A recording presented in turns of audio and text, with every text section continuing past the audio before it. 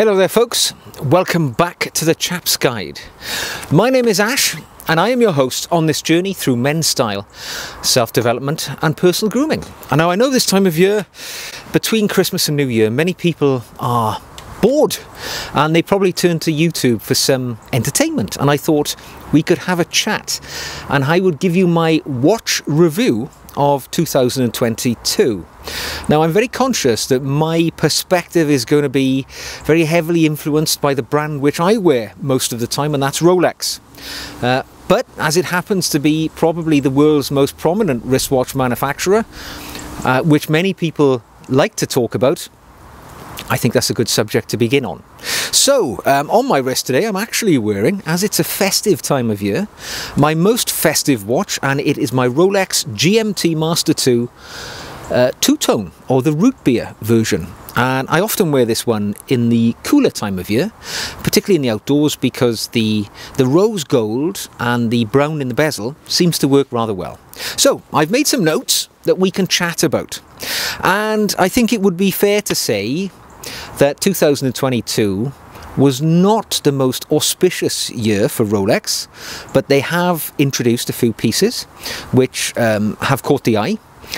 But I remember doing a review video or a reaction video in the spring of 22, responding to the new releases, or well, let's be honest, there were no new releases, there were some renovations done to some of the watches in the Rolex catalogue around about the time when Watches and Wonders took place, and they released their latest alterations to the watches.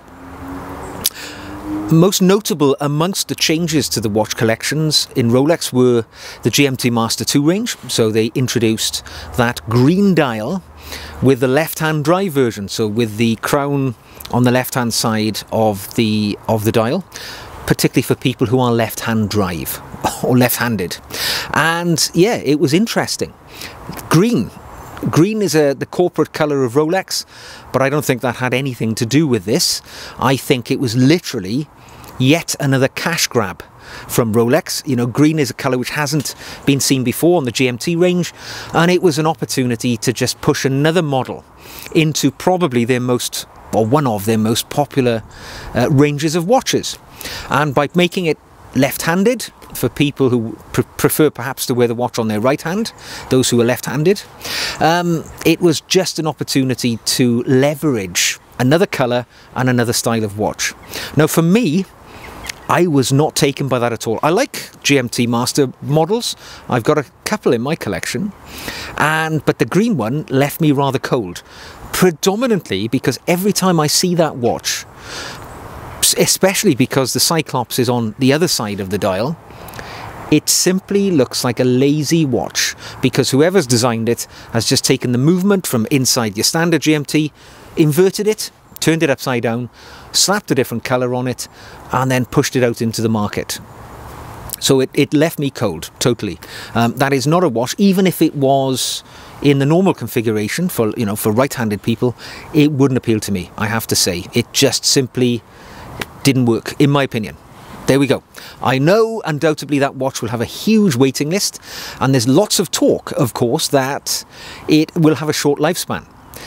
People are already saying it'll only be 1 or 2 years in the catalogue, and it'll become a classic, particularly for collectors. Well, good luck to you, sir, if that's your sort of watch. Also at the early part of the year, Rolex made some alterations to an existing watch, the Air King. Added some crown guards, altered the dial ever so slightly, upgraded the movement, which was of course very necessary, gave it the much more capable 70-hour power reserve and so on. But everybody made an assumption that watch was to be retired, because it seemed to have got to the end of its life. But now it's beginning again, and it seems to be enormously popular. Yet I remember 5-6 years ago, you went to a Rolex authorized dealer, that was the sad and lonely Rolex that nobody wanted to put on their wrist. So it just goes to show the power of the brand, which has made even its dog of a watch become hyper popular. The only one which really attracted my attention earlier in the year was the day date, in which they merely did the simplest thing. They gave it a fluted bezel, whereas in the past it was only available with a domed bezel. And the fluted bezel apparently was difficult to achieve in platinum with previous manufacturing techniques. Now it's possible in the present era, so they introduced that watch with the fluted bezel for the first time. Well, of course, with its beautiful ice blue dial and the platinum colour, you know, that colour which you recognise when you see platinum. And I have to say, that is one watch I would desire to put on my wrist. But of course, when it comes to an alteration, it's the slightest of things, but you know, it becomes a bit of the poster boy. But as the year wore on, Rolex did of course hit us with this behemoth of a watch, the Deep Sea Challenge.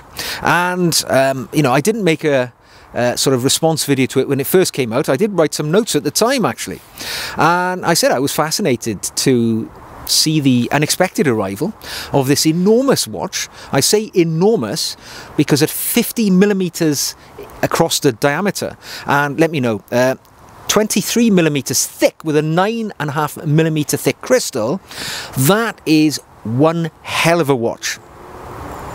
Depth rating of, I think it's 11,000 meters, which is about more than 36,000 feet.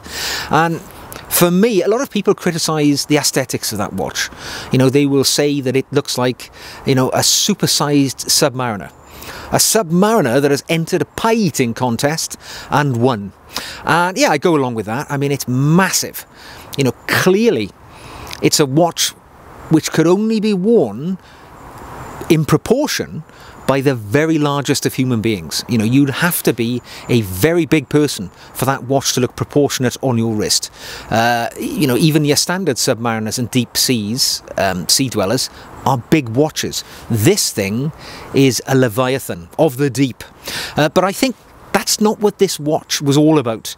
You know, its retail price was £22,000. It was never intended to be a mass market watch. For me, this watch was a statement of intent by Rolex, and they're saying, look, you know, Omega, they've produced their deep diving watches, they've surpassed some of the previous Rolex records.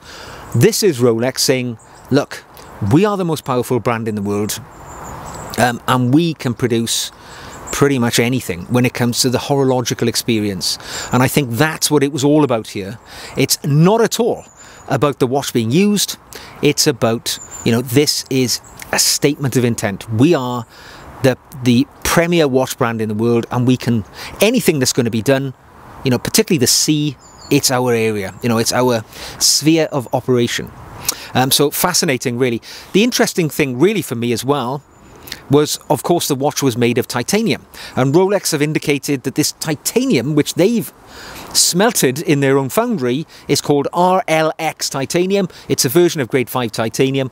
It's high grade stuff, and you know, I don't believe that Rolex have gone to the extent of creating their own version of titanium merely to introduce it on a wristwatch, just one piece, like this challenge, Deep Sea Challenge. I think in 2023 we will see an established wristwatch being made available also in titanium. This is Rolex telling us, we've created this titanium, it is the best diving watch in the world, nothing can surpass this watch, and it's made of our own version of titanium. Next year, I wouldn't be at all surprised if we see that RLX titanium featuring on something like maybe a Yachtmaster, or maybe even a Submariner, or something else. But I imagine it'll be a dive piece. So the Yachtmaster and the Sub are the two which would spring to my mind. I'll be amazed if they have not got something else in mind when they've created that Deep Sea Challenge.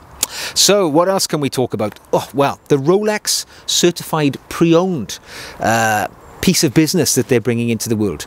You know, this is Rolex attempting to take a share of the runaway prices which we've seen in pre-owned Rolex pieces. And you know, in the past they've seen their wristwatches, like even like ones which I own, Submariners, GMTs, being purchased at a relatively modest amount of money, one might say, and then the following day they could be sold for twice that price.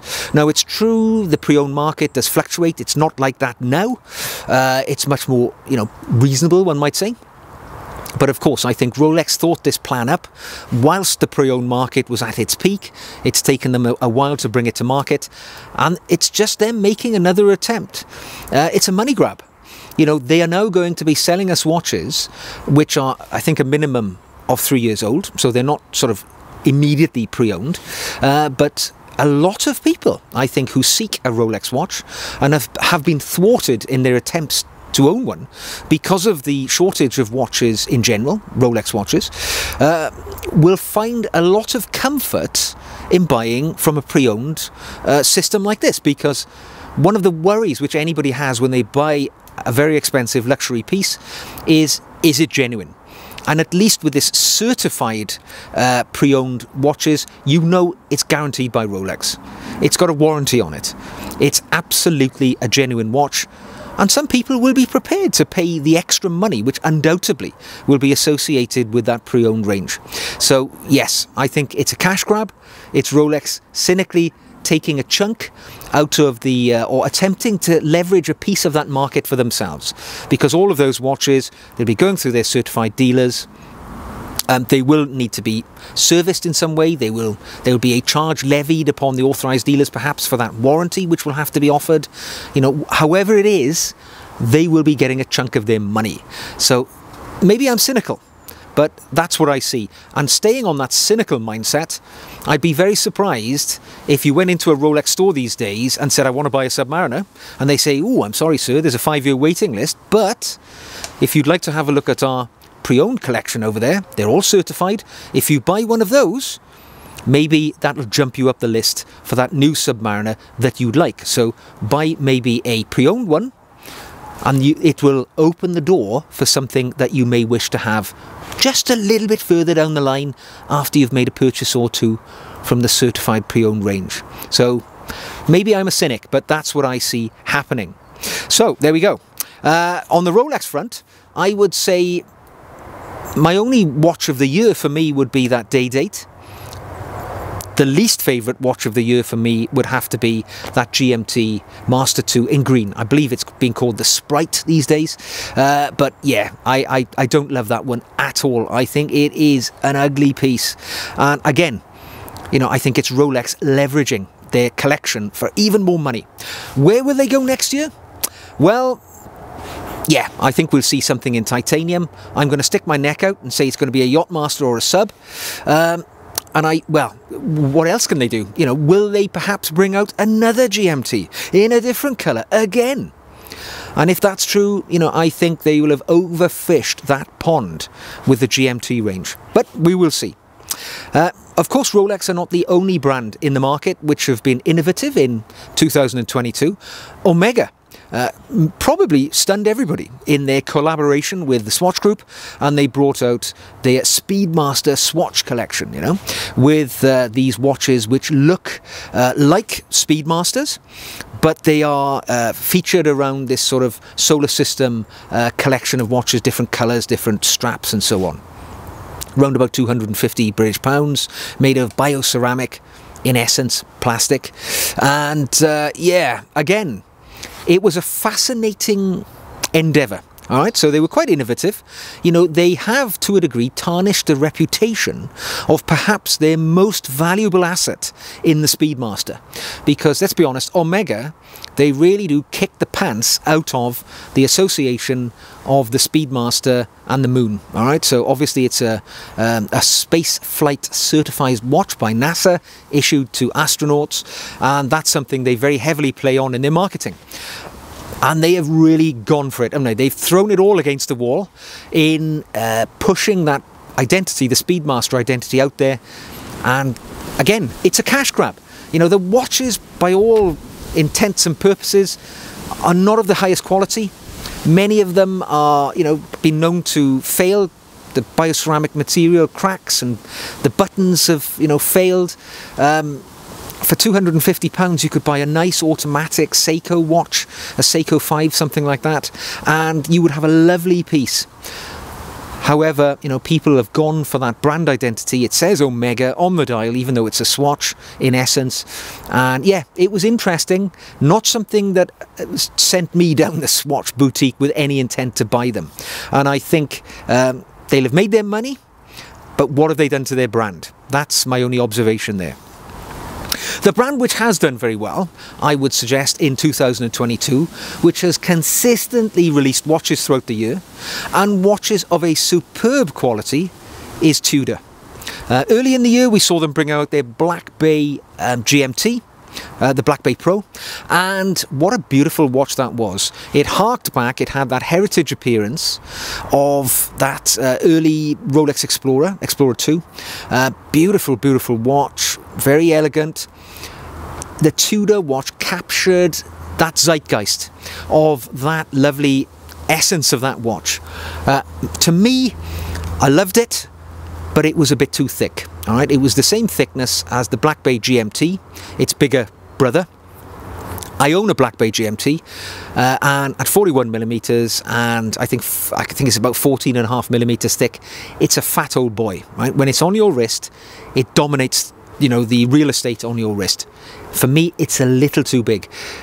By reducing the watch, the Black Bay Pro, to a 39mm, but retaining that desperate thickness, I think they missed the opportunity to make what could have been the best watch on the market this year. If that watch had shrunk down to 12mm in depth, at 39mm in diameter, with those looks, with those movie star looks, that would have been the runaway watch of the year for me. And I would have been queuing up to buy one.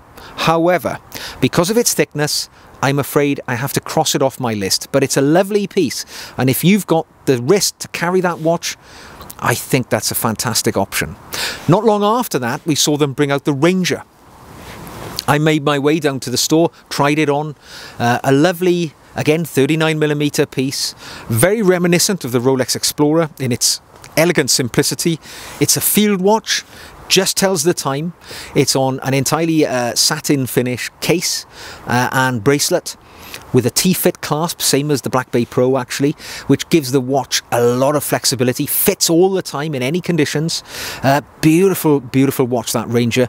And if you're looking for a watch which is an alternative maybe to an Explorer, Rolex Explorer, but a fraction, less than half the price, that is a real corker, I think. It's a lovely, lovely piece. Classic, elegant, very much a tool watch. Could be worn every day, out in the woods, in the office with a suit, and everything in between. So if you're looking for a good piece, that was it. And then they hit us again later, further down the road, with the Pelagos 39. Now that's something I wasn't expecting. A titanium 39mm dive watch. Obviously modelled on the larger, the big brother, the Pelagos full size, 42mm piece. Also titanium, grade 5. And again, nice thickness, nice size. I tried it on. I tell you what, of all of the watches I've worn or tried on in 2022, the Pelagos 39 was probably my favourite for its comfort, for its fit. Again, T-fit clasp, a very classy and elegant watch, light on the wrist, exceptionally capable. I think it's 200 meters water resistant. Nice dial, attractive dial, a little bit of red on there, got all the classic Tudor elements which people are attracted to. And yeah, what a beauty.